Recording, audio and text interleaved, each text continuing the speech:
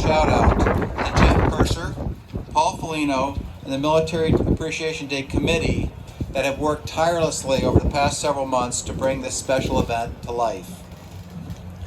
As a proud father of an active duty U.S. Army Ranger, I feel we can never do enough to recognize and support our armed forces who defend and protect our freedom 24 hours a day, 7 days a week.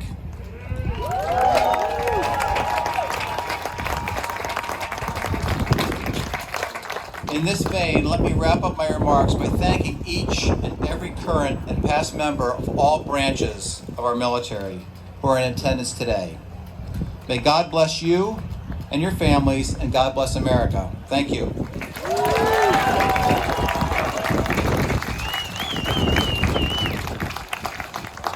I gotta do this before my hat blows off.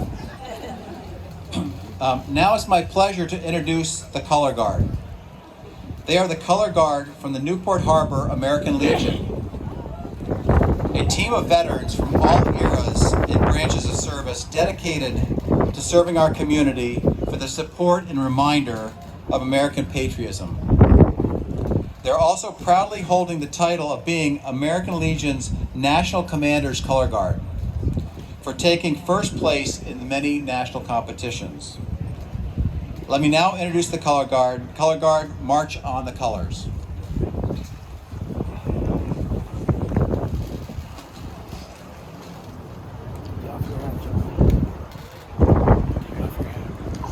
Thank you.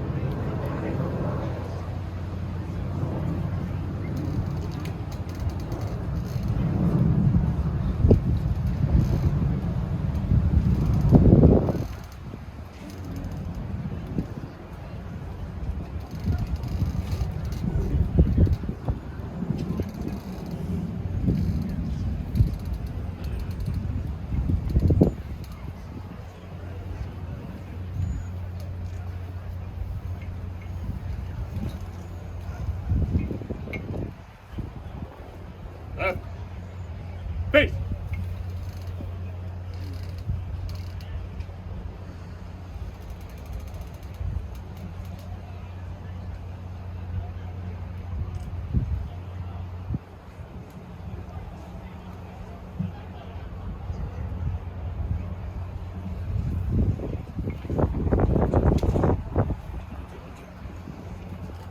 Next, I'd like to introduce the Reverend John Huffman.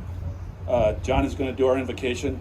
Now I'd like to introduce John, who will be providing an invocation to our military celebration. For 32 years, John was pastor of St. Andrew's Presbyterian Church of Newport Beach, one of the major churches that founded Hoag Hospital Presbyterian. During John's career, he's been involved in various sports ministries, an avid golfer.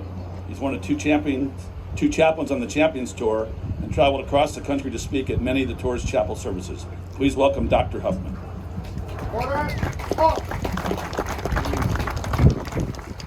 Let us pray.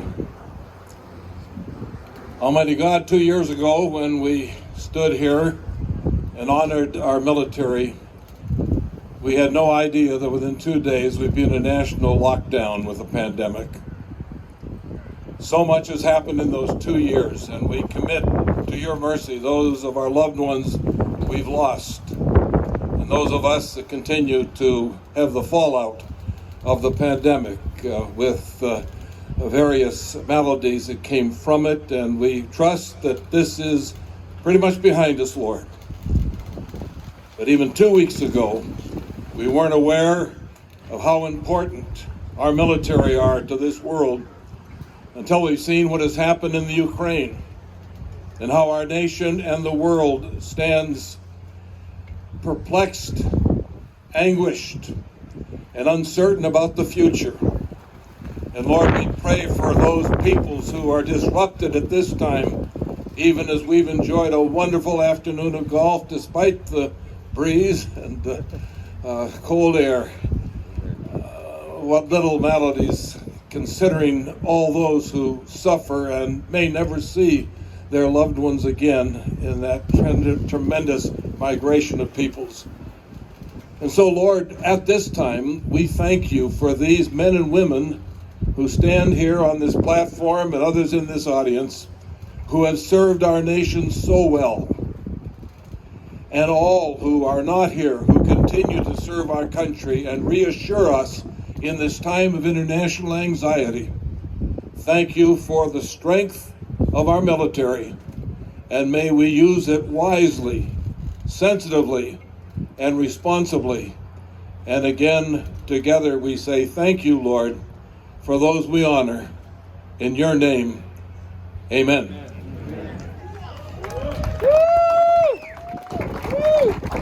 Thank you, John. Now we'd like to say the Pledge of Allegiance to our flag. So follow with me. I pledge allegiance to the flag of the United States of America and to the republic for which it stands, one nation, under God, indivisible, with liberty and justice for all.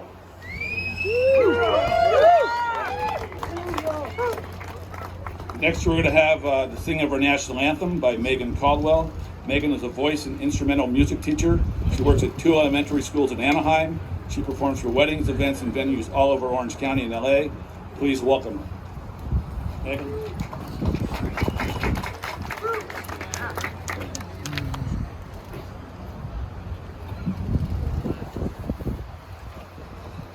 Oh, say, can you see by the dawn's early light what so proudly we hailed at the twilight's last gleaming, whose broad stripes and bright stars through the perilous fight o'er the ramparts we watch were so gallantly streaming, and the rocket's red glare, the bombs bursting in air,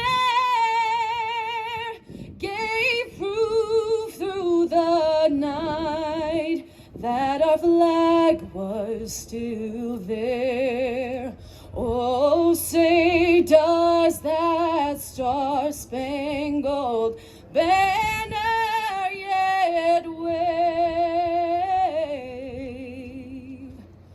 o'er the land of the free and the home of the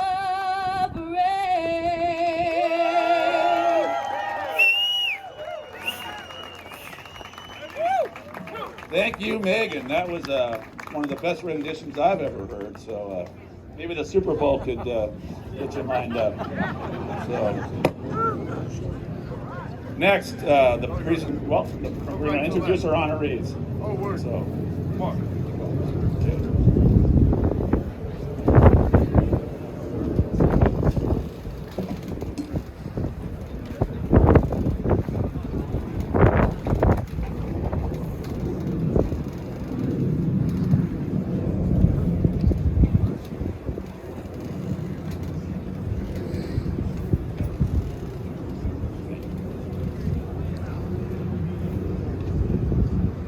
through our partnership with Hoag Hospital, we're honored to select individuals who both served our country and our community at Hoag Hospital. So today we've got 2 honorees who are medical doctors at Hoag, and they are just happen to be a brother and sister combination. So we've got Lieutenant Commander Janie C. Lau. Janie served in the United States Navy. Janie, stand up. Janie's an internal medicine hospitalist at Hoag. A first-generation American, she immigrated to America from Taiwan with her family as a young girl. Education has always been important to Janie's family. Her father wanted to come to America to earn a PhD, and her older brother David is also a physician. Even as a young girl, Janie knew she wanted to become a physician, and David set a stellar path of education and service to her adopted country that inspired her, and which she ultimately followed. Janie received a Navy scholarship to New York Medical College and earned her Doctor of Medicine degree. She completed her internship and residency in internal medicine at the Navy Medical Center in San Diego, received the Equanimous Award during her third year of residency for humility, compassion, and excellent care of patients, and was assigned as attending staff internal medicine at the U.S. Naval Hospital in Yokosuka, Japan, where she was one of just 4 internists providing comprehensive outpatient and inpatient care to 43,000 military personnel. A big number. Defense Department civilians and their family members received Janie's care. Janie has received numerous honors and distinctions for her service, including the Navy and Marine Corps Achievement Medal. Janie is a full partner at Pacific Hospice Associates, averaging up to 20 patient encounters daily. She provides care for hospitalized adult patients in ICU and an in-house 24-hour intensivist support. Janie resides in Newport Beach with her husband, Dr. Corey Statiker, and her daughter, Hannah. Janie, thank you for your service. And not only to the military, but to our community. Next up is her brother, David. Commander David Seaver.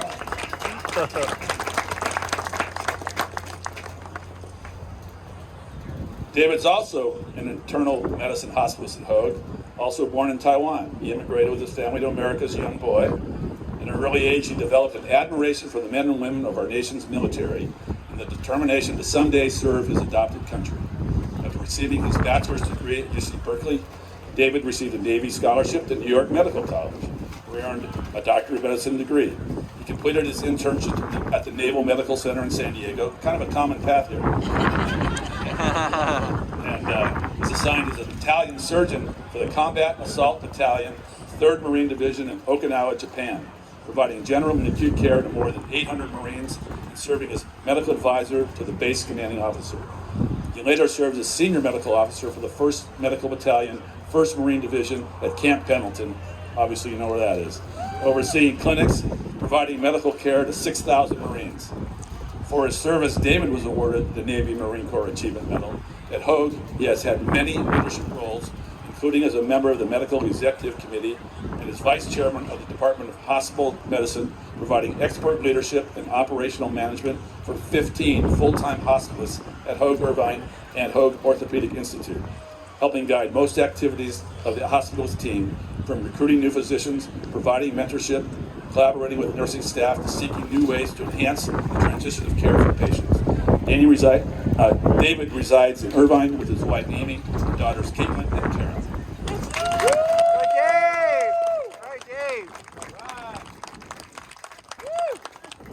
Thank you, David, also for your care for our military and our community. Next up, Colonel Victor M. Bakula, U.S. Army.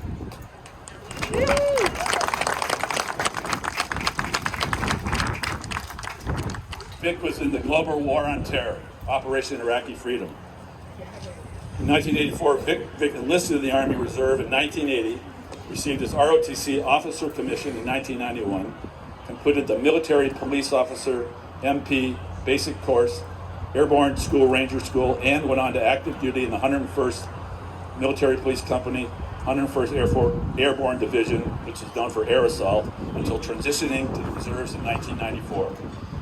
In 2003, he activated for Operation Iraqi Freedom to provide daily convoy security for a 200-mile journey through hostile territory from the Kuwait border to Tallil Air Force Base, and also oversaw construction of 3 Iraqi police stations and the training of 256 new Iraqi police officers. Returning home, he served the U.S. Army Reserve as a military police operations officer, a command inspector general, to ensure the health and morale of 20,000 plus soldiers, then went on to serve as the commander of a military police division, securing the top 12 officials in the Defense Department. Next, he was the author of a plan for response to man-made and natural disasters in the western United States, including cyber, utility infrastructure, terrorism, and severe weather disasters. Finally, he served as a senior officer of a 127-soldier Ready Force X unit, charged with providing communication support to the Army Pacific Command in potentially lethal combat situations on shorter notice than traditional reserve units. Vic's medals and badges include the Legion of Merit, one of the highest honors a military commissioned officer can receive. Received the Bronze Star, which is for very much valor. The Meritorious Service Medal with 1 Oak Leaf cluster, the Army Commendation Medal with 5 Oak Leaf clusters, the Global War on Terror Service Medal, and Combat Action. He also received Combat Action Parachutist and Air Assault badges. Vic earned his Bachelor's in Science in Criminology from Cal State Fresno, a Master's in Homeland Security from the American Military University, and Vic is currently a captain in the Costa Mesa Police Department, where he has served for 25 years.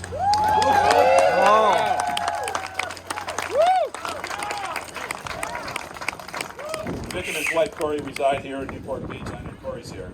And just a heads up, I saw Robert Braithwaite, I think, in the audience somewhere. They've got a daughter who I read, she scored a perfect score on her SAT or ACT, one of the two. ACT. She went to Stanford, and she's now in medical school at Yale. So keep an eye on her. Congratulations.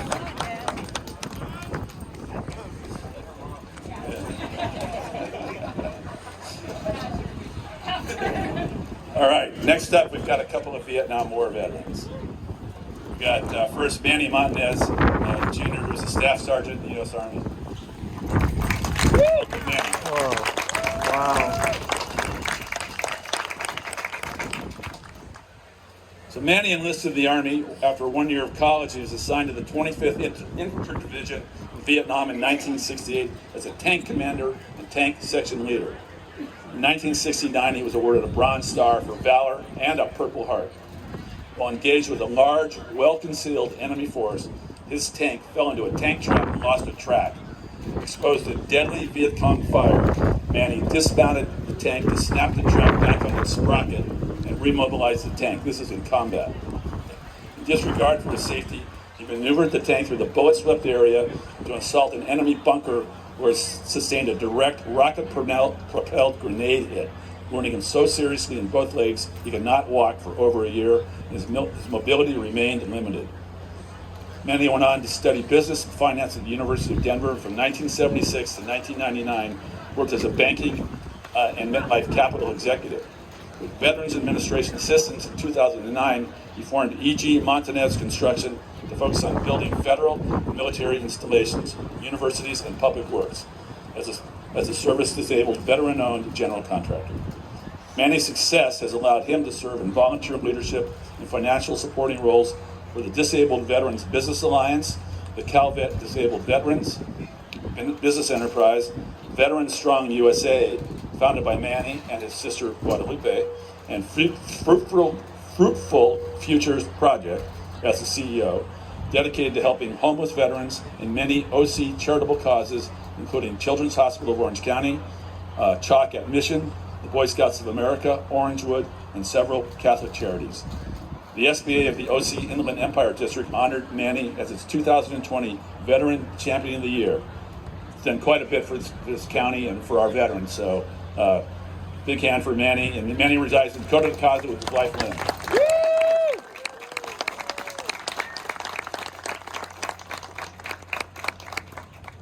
Next up, another Vietnam veteran, Robert M. Brower, Sergeant, U.S. Army.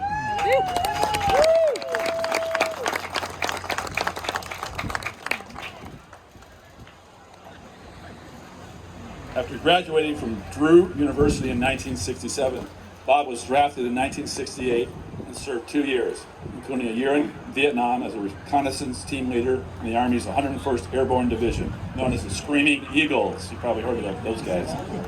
Through a lot of wars, they've been in a lot of places.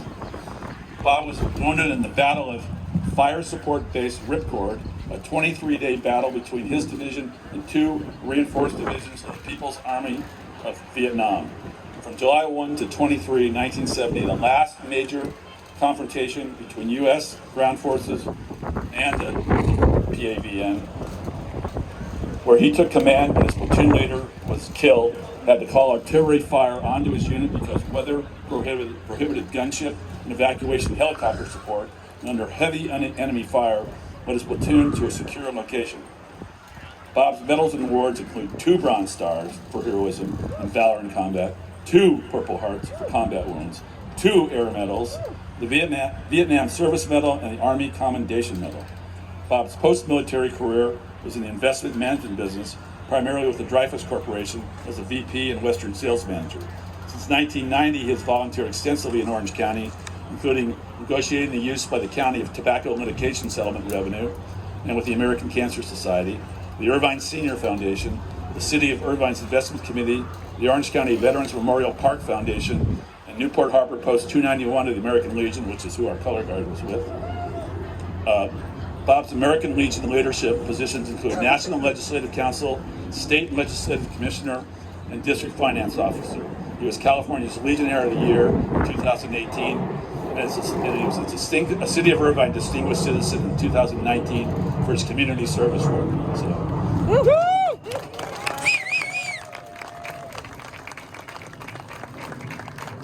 I'd say we have 2 Vietnam vets here who have done a whole lot for Orange County. So give them another hand for that. Bob resides in Irvine with his wife, Betsy. Betsy's here today. So, all right. Next up. This is the Captain Jack Callahan Hoag Classic Veteran Volunteer Award. Hoag Hospital is appreciative of all those who served our country and who now serve our community through volunteerism at the Hoag Classic.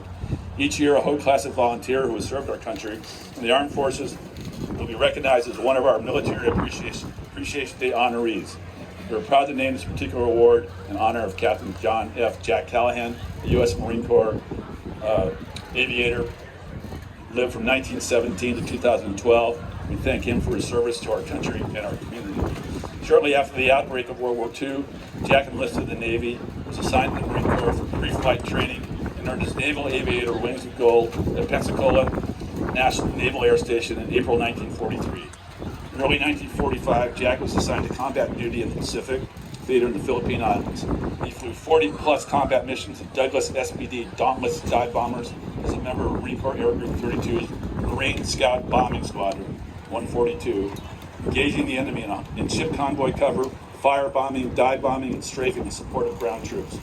For his combat service, Jack earned 2 Distinguished Flying Crosses for heroism and extraordinary achievement in aerial flight and action against enemy Japanese forces, 3 Air Medals for extraordinary achievement and meritorious acts in aerial flight against the enemy in the Philippine Islands, and also the Asian Pacific Theater of Operation Ribbon, a Philippine Liberation Ribbon with 1 Bronze Star. Jack lived in Costa Mesa from 1960 to 2012. Jack contributed to the betterment of his community through organizations that include the Boys and Girls Club of the Harbor Area and Hoag Hospital's 552 Club. Our honoree this year, who I know Jack will be proud of, Lieutenant Commander Edward Beaver.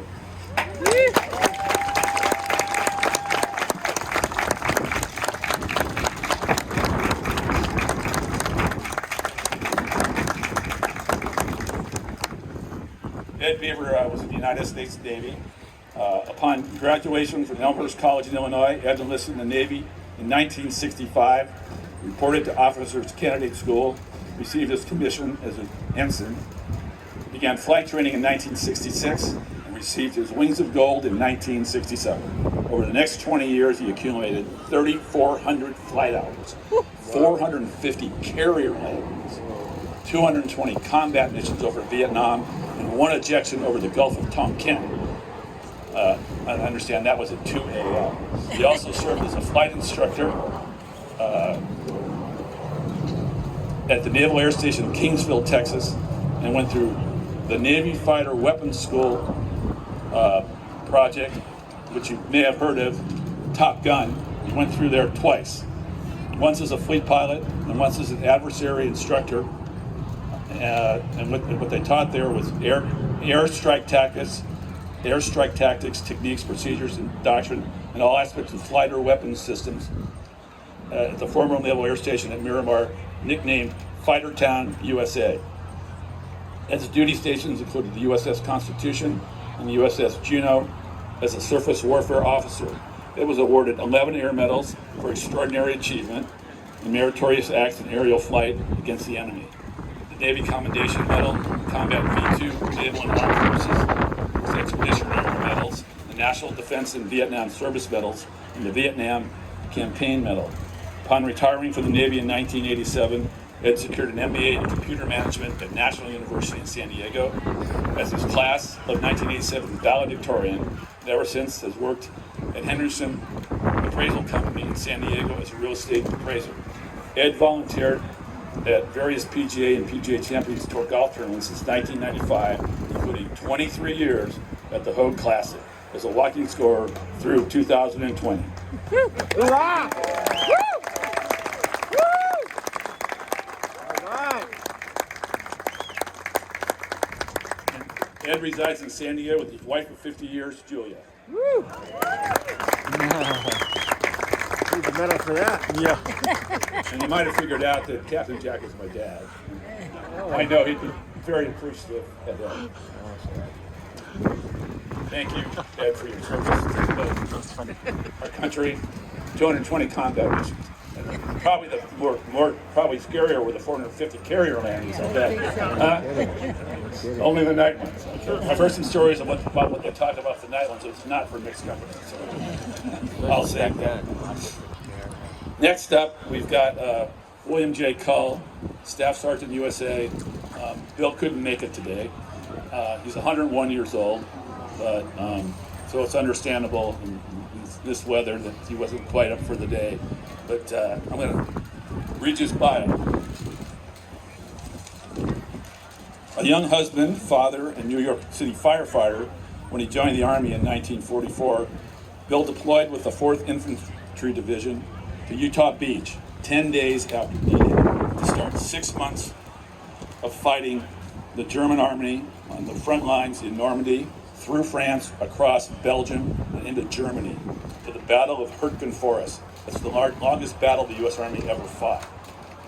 Longest single battle in U.S. Army history. Bill recalls Hurtgen Forest as a terrible place that when he left was not a forest anymore. Next up for Bill was the Battle of the Bulge, the last major offensive by the Axis powers on the Western Front. Bill eventually found himself battling the German army and eventually with a gun inches from his head. Prisoner of war, after a few hours, he escaped successfully to report back to his platoon. Though extremely outmanned, they continued to battle until relieved on Christmas Eve. The 6 surviving and uncaptured members of his original 40-man platoon then deployed to hold the recently captured Remagen Bridge over the Rhine River in Germany, which was a major coup for the army to take a bridge over the Rhine. The war in Europe was essentially over at that point in time. Despite fighting 3 major battles, the company was reassigned to invade Japan, so returned secretly to the U.S. while there, Japan was bombed with atomic bombs. World War II ended. Bill was discharged and returned to the New York Fire Department. Bill's medals and badges included the Bronze Star with Oak Leaf Cluster for exemplary conduct in ground combat against the armed enemy. In Hurtgen Forest, he received the Order of Leopold II with Palm Degree, the Chevalier from Belgium, and the Croix de Guerre from France, with Palm Leaf from France. Bill resides in Huntington Beach. He's a member of the American Legion, Huntington Beach Post 133, and as I mentioned, he's 101 years old.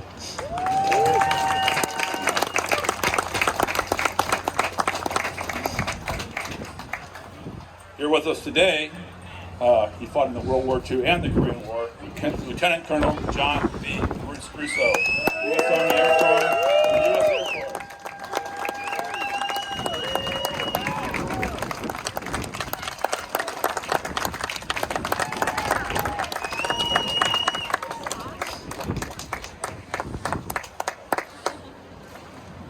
The day after John's 19th birthday, Pearl Harbor was attacked. Enlisted in the Army Air Corps in 1942 to train as a pilot.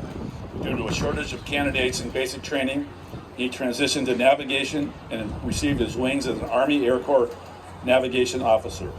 Stationed in Tezpur, India from 1944 to 1946, John navigated 35 missions in B-24 Liberator bombers, converted to fly gasoline over the hump to China and Burma. Now think about that. We're flying over 20,000 feet in the air and carrying a Bombay load full of gasoline.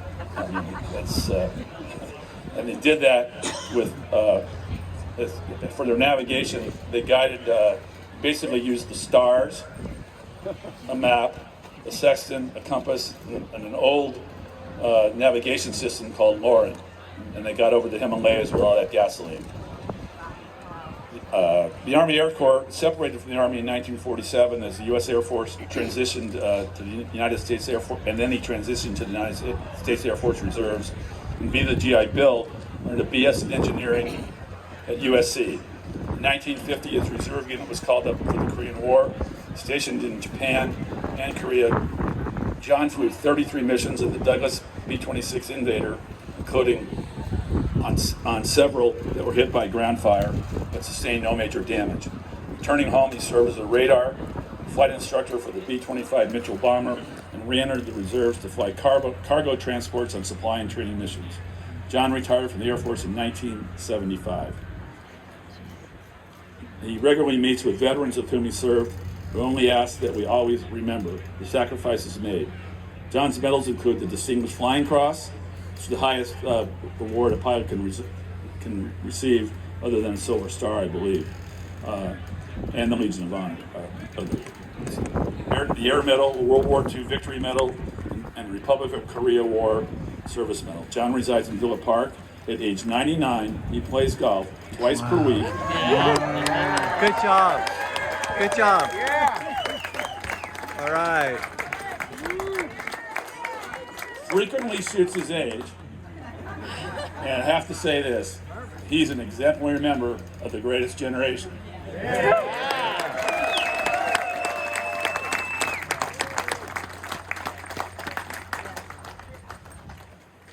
And last but not least, we've got World War II, Korean War, and Vietnam War veteran, Major Billy C. Hall. Wow. World War II. I mean, United States Marine Corps and United States Army, retired.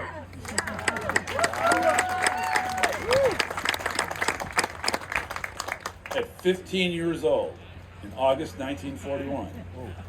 And I got that verified. He was enlisted at 15 years old. 4 months before Pearl Harbor, Billy enlisted in the Marine Corps days from his 96th birthday. And he claims, I didn't lie about my age, but that recruiter sure did.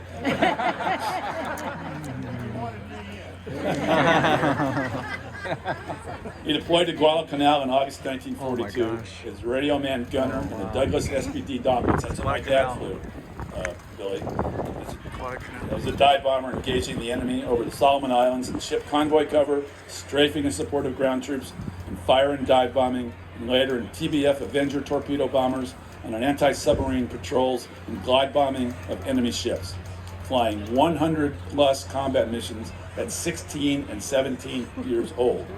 It's quite amazing. In 1943, he was assigned to California as a radio man gunner instructor, but returned to action in 1945 at Peleliu, flying 50 plus TBF, anti-submarine and anti-shipping patrol missions until the war ended.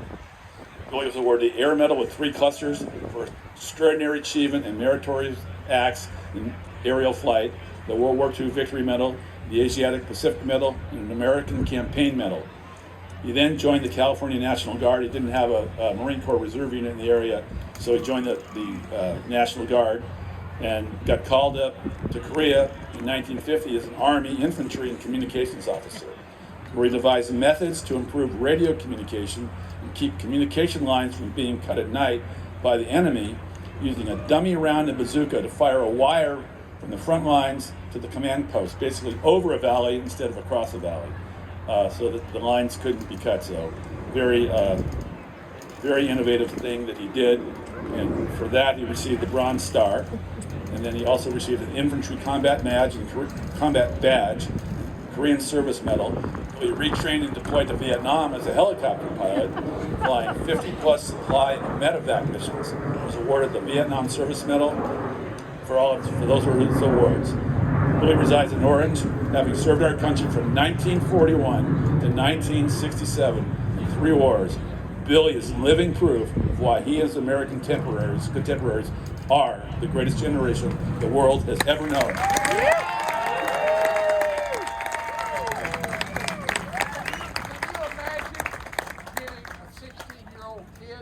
A pair of twin 30 caliber machine guns.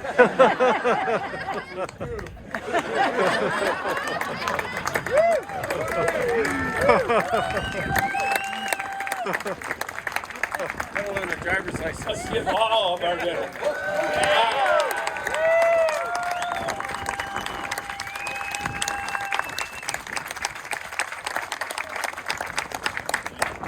Talk about tremendous service to our country and our community. I mean, this is quite a group, and we thank you all. We really do. Next, we're gonna. Hey, I'm glad we got to meet you. Next, we're gonna thank our sponsors, and.